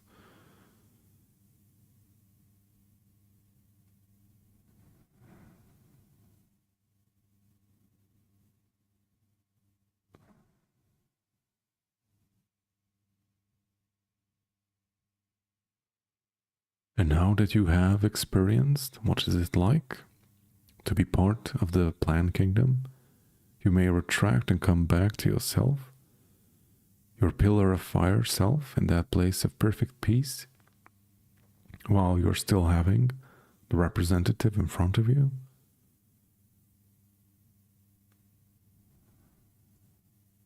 And now we thank the representative of the plant kingdom for its sharing, for giving us insight on how it works and how we can more clearly connect and interact with plants and with all representatives of the plant kingdom. And also thank you for sharing your interconnectedness, for sharing how you're deeply interconnected also with the mineral kingdom. We thank you and go in peace.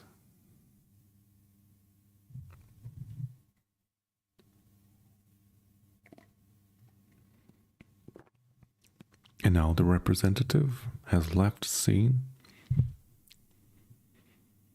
And now we ask a representative of the animal kingdom to join us and to assist us.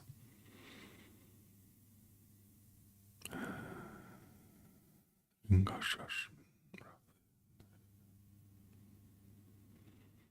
now you have a representative in front of you. Whatever animal it may be, large or small, carnivorous or herbivore, a plant eater, vegetarian, maybe amphibian, wherever it may be.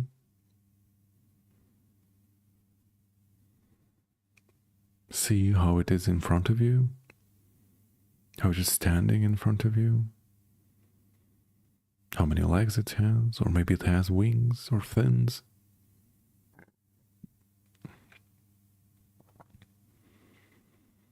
And now that you have seen it in front of you, with all your attention, go in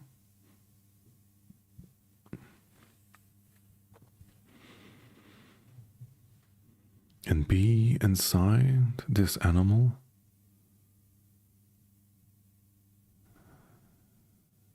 Feel the complexity of its being. Feel how its heart is beating.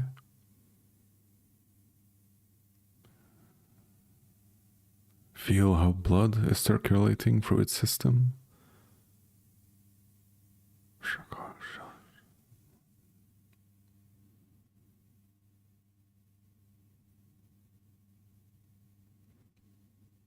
Feel the strength of its muscles.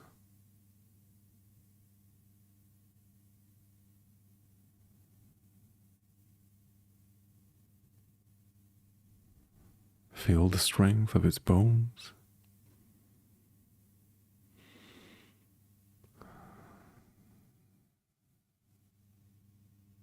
Feel how its feet are touching the ground. How it is standing there on the ground. Feel how it is breathing in and out, similar to how you are. You may also synchronize your breaths.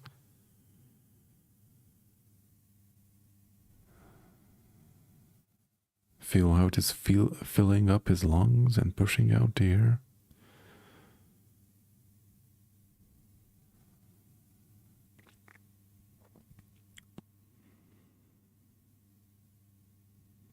And now see through its eyes. Perceive the world through its eyes.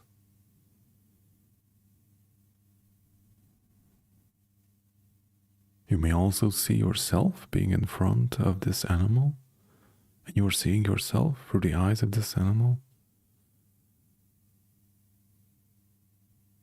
You may also look in the distance, observe all the little details, use the senses of this animal.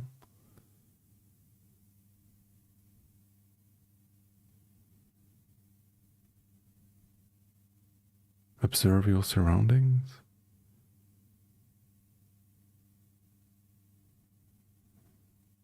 Hear through the ears of this animal.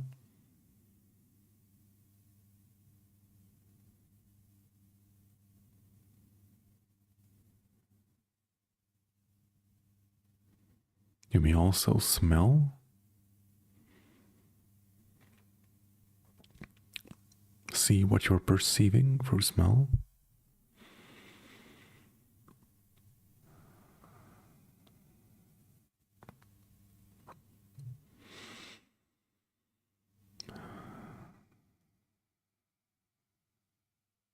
And you may also move around if you want to.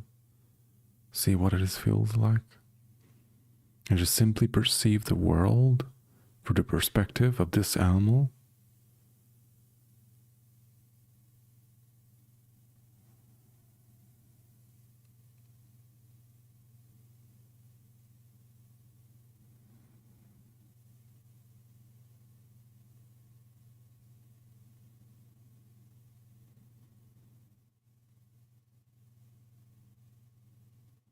And now that you have experienced life through that animal and understood more of its being, come back to yourself as this pillar of fire being at the place of perfect peace, while also having the animal representative in front of you. And now we thank the representative for assisting us in understanding who he is, in assisting and gaining deeper understanding of how they function. We thank you and go in peace.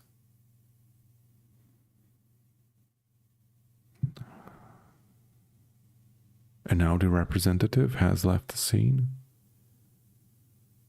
And now the final representative will be someone or something that represents sentient higher consciousness to you. This may be a human being, an ascended master, maybe in some kind of ascended ET or an angel, whatever it comes in for you, whatever makes sense.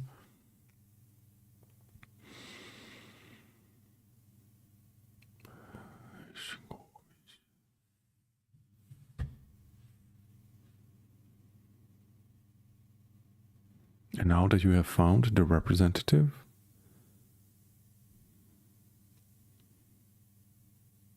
We ask it to be in front of us and to assist us in gaining deeper understanding of itself. See it, who it is or who she is.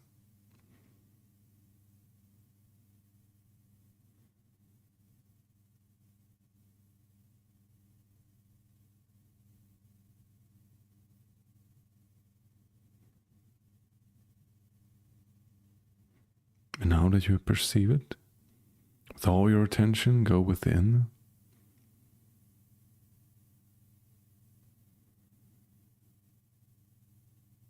Feel how their heart is beating. Feel how your hearts are beating as one.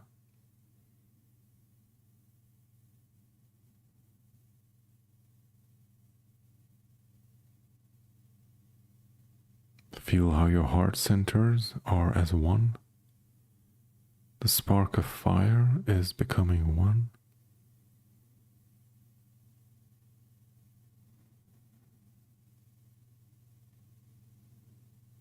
And all energy centers are as one.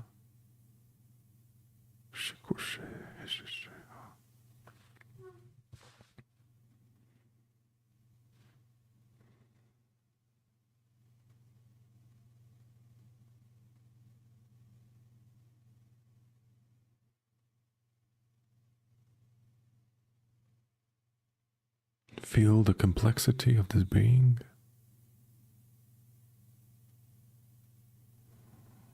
How different energies are moving through. Similar in a way as it's moving through you.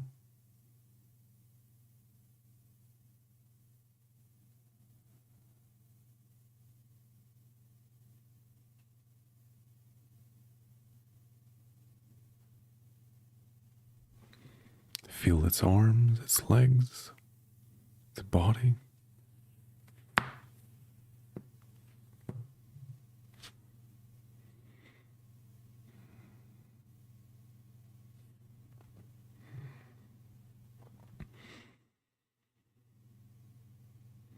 And perceive the world and all that is around you through its eyes, through its perception. However vast or limited it may be.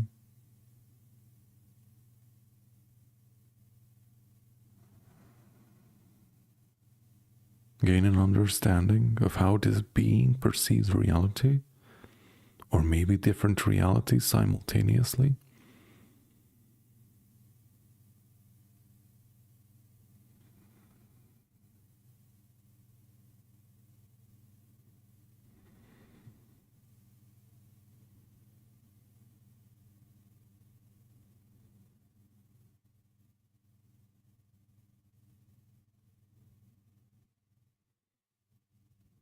And now that we have experienced what it is like to synchronize with higher consciousness, now come back to yourself as being the pillar of fire at the place of perfect peace, while you still have the representative in front of you.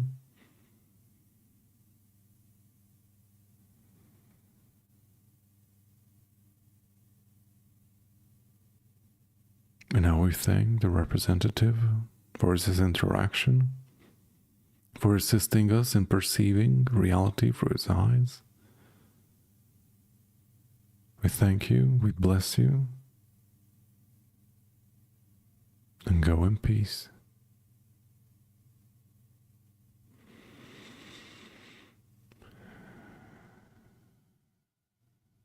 And now you have fully integrated back to yourself. You're very much yourself. Perceiving reality through your own senses. The place of perfect peace.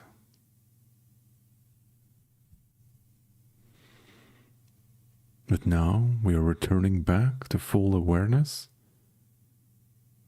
to this current lifetime.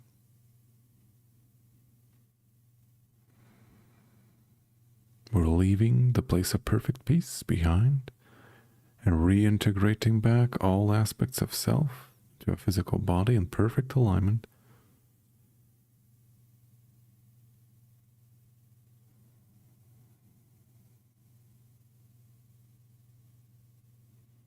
Bringing all energies back in perfect alignment inside your body.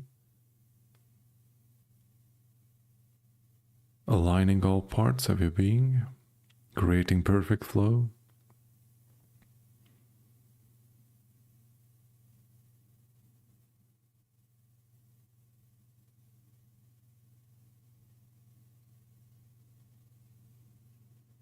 Reintegrating back all fractured energies, all gifts, all memories, bringing everything back into perfect alignment and synchronicity.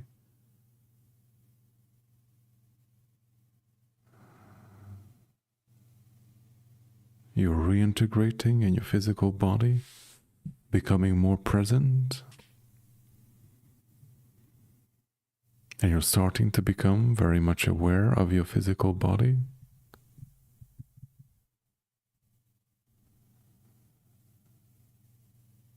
You can also move your physical body.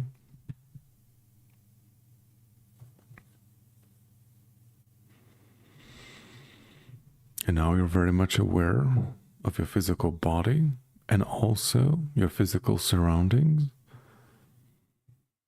You're in your room or your car or the office, wherever you may be. Because you're coming back through space and time, reintegrating back into this current lifetime, becoming fully present and fully alert.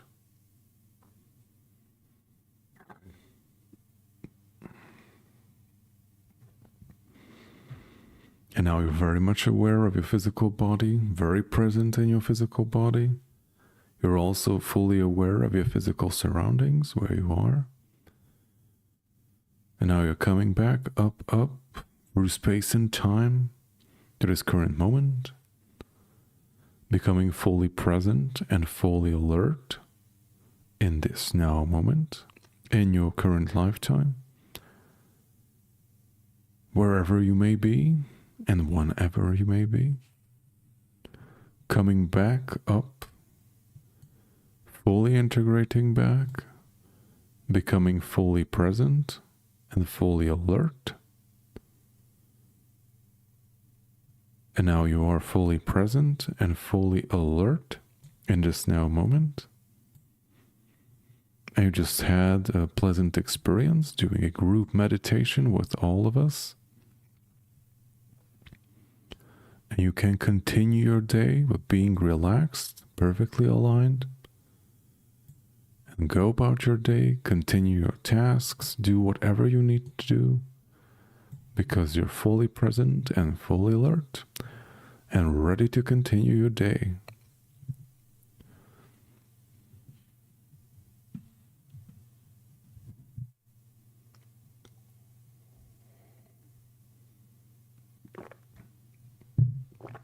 And I welcome everyone back to the live show.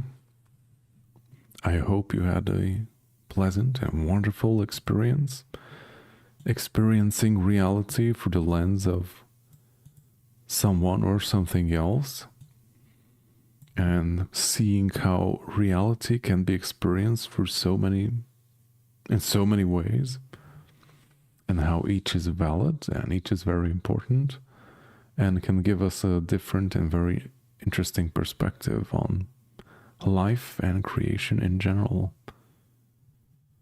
I'm not sure if there was something I wanted to mention during the meditation, but that was light years away, it feels like.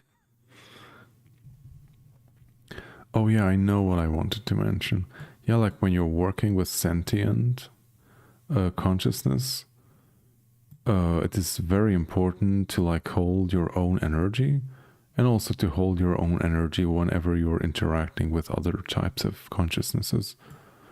Because like if they are much more higher vibrational than you are, you can lose yourself in the experience. Like they can overwhelm you energetically, and it it manifests in a sense that you're losing your self of identity. So that's something you should keep in mind. That is why it's so important to work on yourself, to to learn to hold your own energy, basically. And that's also super helpful when you go out in life and many crazy stuff happen in life, as it does in planet Earth. And though that's also very important that you're able to hold your energies in those difficult situations too. So you're like not overwhelmed by what is happening, or maybe someone is very emotional, or even, I don't know, like does some kind of passive aggressive stuff or attacks you in whatever way. It is important that you can hold your own energies in those situations too. Just the same way as you're doing it when you're, for example, channeling. Because if you're working with higher consciousness and they have a very potent energy, which most of them do, it is difficult to hold your own energy in the beginning. So that's also something you have to develop on how that works. Because if you start to lose yourself, or they start to overwhelm you, like they will break the connection. So they will not expose you to that type of stuff. They're like, okay, like that's it. This is how far you could go. And I'm like, okay, bye. You can go home now. Okay. Yeah, it's a very complex topic. So I hope, like anyone can like bring up some stuff regarding this, maybe in the chat box, not in the chat box, but in the comment sections or in the community section. And like we can talk more about this in the next event as well. So I hope that everyone has woken up and is back fully present and fully alert in this now moment. Thank you very much for participating in this event. And I hope to see you next week as well. No, next week I'm taking it off. So basically, the next event will be in the first week of June. So I'm going to see everyone in the summer. So have an awesome